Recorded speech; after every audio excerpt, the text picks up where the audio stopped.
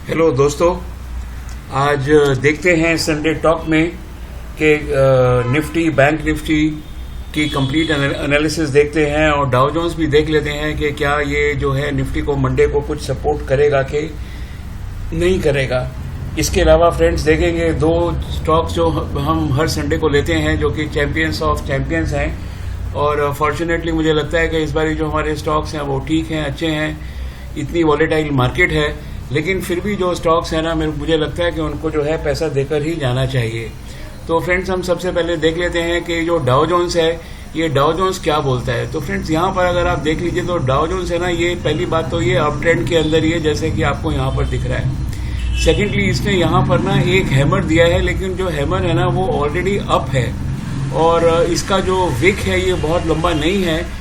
तो मैं ये जो हैमर है ना ये बहुत ज़्यादा स्ट्रांग नहीं है, या मतलब अगर इसकी विक थोड़ी लंबी होती तो हम बोलते कि चलिए ये जो है 100% मंडे को जो है ये जो ऊपर हमको हेल्प करता निफ्टी को, लेकिन ये तो बड़ा माइल्डली एकदम इसके अंदर माइल्ड हैमर लगा है। और डाउ जोन्स फ्यूचर्स हम देख लेते हैं, यहाँ भी जो है -28 पॉइंट है, प्लस नहीं है। But in any case we will see actually कि मंडे को जब हमारी मार्केट खुलेगी उस टाइम जो है डाउ जोन्स की क्या पोजीशन होगी। लेकिन फिलहाल तो ये नहीं बता रहा है कि हमारी जो निफ्टी है या बैंक निफ्टी है उसको ये किसी भी तरीके से सपोर्ट करेगा। तो चलिए फ्रेंड्स अब देख लेते हैं कि हमारे जो अपने स्टॉक्स हैं, जो हमारे अपने जो इंडाइसेस हैं उनमें जो है कितना दम है। तो सबसे पहले फ्रेंड्स हम देख लेते हैं कि ये बैंक निफ्टी जो है ना, ये बैंक निफ्टी का चार्ट मैंने आपके पास लगाया हुआ है। ये अभी भी ये तो डायरेक्शन तो इसका ऊपर की तरफ ही है। अब आप ये देखिए कि फ्रेंड्स ये जो बैंक निफ्टी, ये देखिए यहाँ पर ये बैंक निफ्टी है। अगर आप सही तरीके से बैंक निफ्टी को देखें तो ये पिछले 3 दिन से एक्चुअली ये जो है ना एक रेंज के अंदर फंसा हुआ है। ये ऊपर जाने में भी इसको प्रॉब्लम आ रही है। और दूसरी चीज़ ये है कि कल जो है ये देखिए इसने जो है वेडनेसडे, थर्सडे और फ्राइडे तीनों दिन 2 दिन इसने जो है स्पिनिंग टॉप दिया है, 1 दिन डोजी दिया है। इसका मतलब है कि इस बैंक को रियली ऊपर जाने के अंदर प्रॉब्लम आ रही है। और इसका ये जो 10 डेज मूविंग एवरेज है ये भी टर्न हो गई है, लेकिन जो ये जो 15 डेज मूविंग एवरेज है ये अभी भी ऊपर की तरफ ही है। तो ज़रा इसकी और एनालिसिस कर लेते हैं। ये हमने इसकी ज़रा वॉल्यूम एनालिसिस, वॉल्यूम तो इसके भी आई नहीं है। तो ये जो RSI है ये भी फ्लैट है, हालांकि थोड़ी ऊपर जाने की जगह इसके अंदर है ज़रूर। फिर देखते हैं फ्रेंड्स ये जो ब्लू वाली जो मैकडी की लाइन है, ये मैकडी की लाइन बिल्कुल फ्लैट है। और ये जो सिग्नल लाइन है पिंक वाली ये भी फ्लैट है, दोनों फ्लैट हैं। तो मेरे हिसाब से तो फिलहाल मुझे ऐसा लगता है कि ये जो बैंक निफ्टी है ये न्यूट्रल ही रहना चाहिए और कुछ ज़्यादा इसके अंदर कुछ कहने को है नहीं, फ्रॉम से न्यूट्रल टू माइल्डली पॉजिटिव। ठीक है। अब बैंक निफ्टी को जो एक्चुअली जो स्टॉक ताकत देता है वो स्टॉक है friends HDFC bank. Bank Nifty के अंदर कुल मिला के जो है 12 बैंक्स हैं, उसमें जो HDFC बैंक है इसकी वेटेज है 30%। तो ये मायने रखता है। तो अभी हमने देखा पिछले 3 दिन से जो है जो बैंक है ये जो है बैंक एकदम जो था ये डोजी और 2 स्पिनिंग टॉप और 1 डोजी दिए हैं। यहाँ भी इसने वही किया। यहाँ तो एक्चुअली तीनों दिन इसने जो है ना स्पिनिंग टॉप ही दिया है। तो ये बड़ा क्लियर कट बता रहा है कि ये जो HDFC बैंक है ये जो है यहाँ पर जो है बायर्स और सेलर्स जो है ना वो मतलब ज़्यादा प्राइस देने को, जो बायर्स हैं वो ज़्यादा प्राइस देने को तैयार नहीं है और सेलर्स जो है ना वो थोड़ा बहुत जितना बेच सकते हैं बेचते हैं। लेकिन इसकी ये जो एवरेज है, जो ये 15 डेज मूविंग एवरेज है ना, ये मूविंग एवरेज अभी भी बड़ी स्ट्रांग चल रही है, नंबर 1। नंबर 2 है फ्रेंड्स अगर आप देखें HDFC बैंक की, तो यहाँ पर जो वॉल्यूम है, वॉल्यूम इसकी थोड़ी कम है। ये देखिए यहाँ वॉल्यूम ज़्यादा थी, फिर गिरी, अभी भी गिरी हुई वॉल्यूम है। तो वॉल्यूम एक्चुअली कम वॉल्यूम से ये ऊपर गया है, तो कम वॉल्यूम से इसने स्पिनिंग टॉप बनाया है। तो मेरे हिसाब से तो है यहाँ पर जो है ना इसको ना किसी तरीके एक ना रेजिस्टेंस टाइप है इसको यहाँ पर। ज़रा देख लेते हैं इसका, इससे 1 मिनट इससे पहले ज़रा नीचे देख लेते हैं कि मैकडी का क्या हाल है। ये दोनों के दोनों करीब फ्लैट हैं, लेकिन फ्रॉम फ्लैट ये स्लाइटली पॉजिटिव हैं, इसमें कोई शक नहीं है। तो बैंक निफ्टी जो है उसको तो स्ट्रेंथ मिल रही है HDFC बैंक से, जो कि माइल्डली जो है ना पॉजिटिव है। और जो मार्केट है, आपको मालूम है कि जो मार्केट है वो बड़ी वॉलेटाइल है। इसलिए फ्रेंड्स आप एक बात ज़रूर देख लीजिए कि क्योंकि मार्केट बड़ी वॉलेटाइल है, थोड़ा बहुत ऊपर नीचे हो सकता है, लेकिन मेरा कंक्लूजन ये है कि ये नीचे आएगा, क्योंकि 3 दिन जो है ना ये ऑलरेडी जो है इसने डोजी और एक दिन डोजी और 2 दिन स्पिनिंग टॉप दिया है।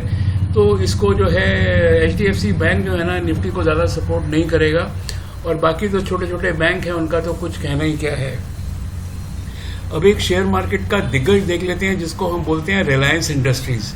फ्रेंड्स आप रिलायंस इंडस्ट्रीज देख लीजिए, कंटिन्यूसली गिर रहा है। रिलायंस इंडस्ट्रीज का निफ्टी के अंदर, नॉट इन बैंक निफ्टी के अंदर जो है इसका जो वेटेज है वो 13% है फिलहाल, और ये जो है पिछले कितने दिन से गिर रहा है ये स्टॉक। आप ये देख लीजिए, मैं आपको बता देता हूँ, ये 1 2 3 4 5 6 7 दिन के बाद ये स्टॉक ने डोजी मारा है। 1 2 3 4 5 6 दिन के बाद इसने जो है ना डोजी अपिश मारा है।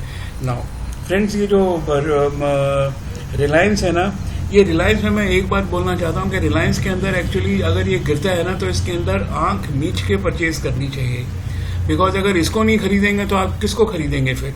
तो जहाँ तक बाई का सवाल है वहाँ तक तो यस है, और मुझे ऐसा लगता है कि ये जो रिलायंस है, रिलायंस के एक्चुअली जो रिजल्ट्स है ना वो भी शायद 30 तारीख को है, तो तब तक तो ये जो है ना बड़ा ऊपर तक पहुँच जाएगा। उसकी हम बात थोड़ी ठहर के करेंगे, लेकिन जरा निफ्टी को देख लेते हैं। तो ये जो वॉल्यूम भी इसकी कम है और ये थोड़ा सा अपिश टाइप है। तो फ्रेंड्स मैं कह नहीं सकता हूँ कि ये जो है एक्चुअली थोड़ा बहुत सपोर्ट इसका हो सकता है। तो अगर आप टोटल पूछें तो रिलायंस का सपोर्ट माइल्ड है, HDFC बैंक जो है माइल्डली पॉजिटिव है, बैंक निफ्टी माइल्डली पॉजिटिव है। तो ये सब मिला के जो निफ्टी को जो सपोर्ट है ना, वो निफ्टी को सपोर्ट जो है ना ये माइल्ड सपोर्ट ही आएगा। तो कहने का मतलब ये है कि निफ्टी जो है ना बहुत ज़्यादा निफ्टी जो है ऊपर नहीं जा सकता है, और निफ्टी की एक लिमिट है, और निफ्टी की जो लिमिट है ये मैं यहाँ पर खींच देता हूँ कि ये करीब 19,300 19,000 या बहुत अगर इसने मारा तो ये नॉट 19,000 11,930 बहुत अगर इसने मारा तो ये 12,000 से ऊपर तो निफ्टी बंद नहीं होना चाहिए, क्योंकि इसका भी जो इंक्लिनेशन है बहुत अच्छा नहीं है। ये तो फ्लैट हो गई, जो है निफ्टी की जो मूविंग एवरेज ऑफ 10 डेज है ये तो फ्लैट हो गई है एकदम। अब यहाँ पर देख लेते हैं, ये भी जो है बिल्कुल क्लोज होने वाला इसका मुंह है। तो फ्रेंड मुझे लगता है कि शायद निफ्टी जो है ना अगर मंडे को अगर कोई अच्छी न्यूज़ अगर आ जाती है तो फ्रेंड्स हमको जो है इट इज़ ओके। अदरवाइज मुझे लगता है कि शायद इसको ना तो HDFC बैंक सपोर्ट करेगा और ना ही इसको जो है रिलायंस सपोर्ट करेगा। तो इसका मतलब आप समझ लीजिए कि कम से कम हमारे पास से मतलब 20% की सपोर्ट तो बिल्कुल निकल ही गई है, और बैंक निफ्टी सपोर्ट नहीं करेगा तो ये ऊपर जा ही नहीं सकता। ठीक है, तो निफ्टी तो है हमारा, और मार्केट जो है वो इतनी वॉलेटाइल है कि we should be very careful, क्योंकि आजकल इंट्राडे के अंदर तो पैसे बिल्कुल बन ही नहीं रहे हैं।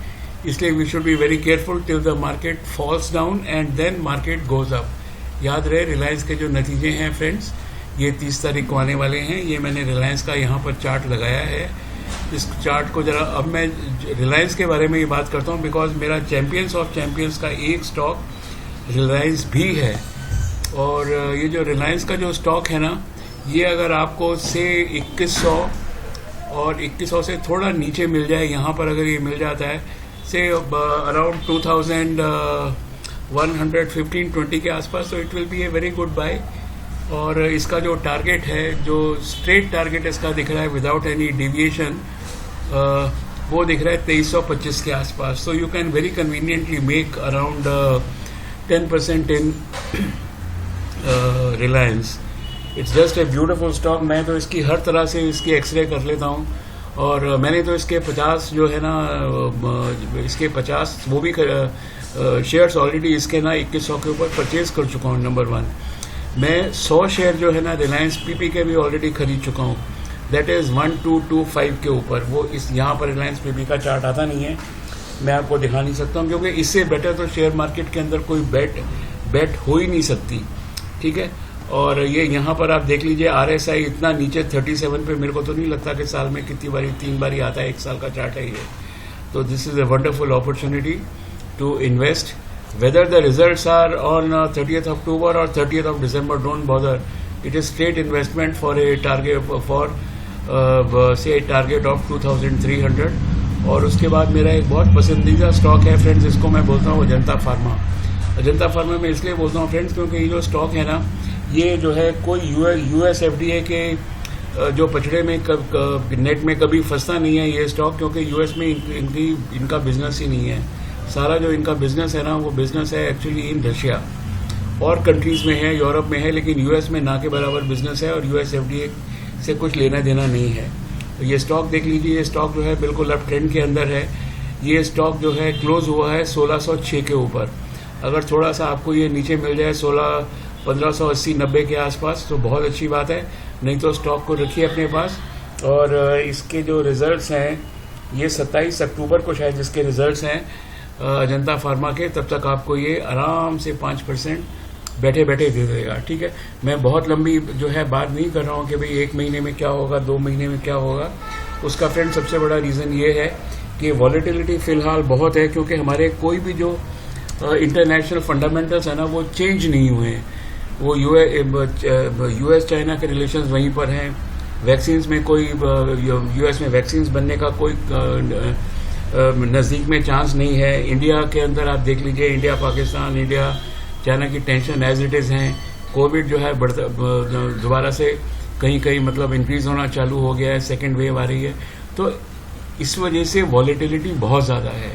तो बस इसी बात को आप ध्यान में रखिए और वही स्टॉक अपने पास रखिए। बी वेरी स्पेसिफिक, ये मार्केट का भंगार उठाने से कोई मतलब नहीं है। तो be very specific picking up the stocks and I think you will make the money.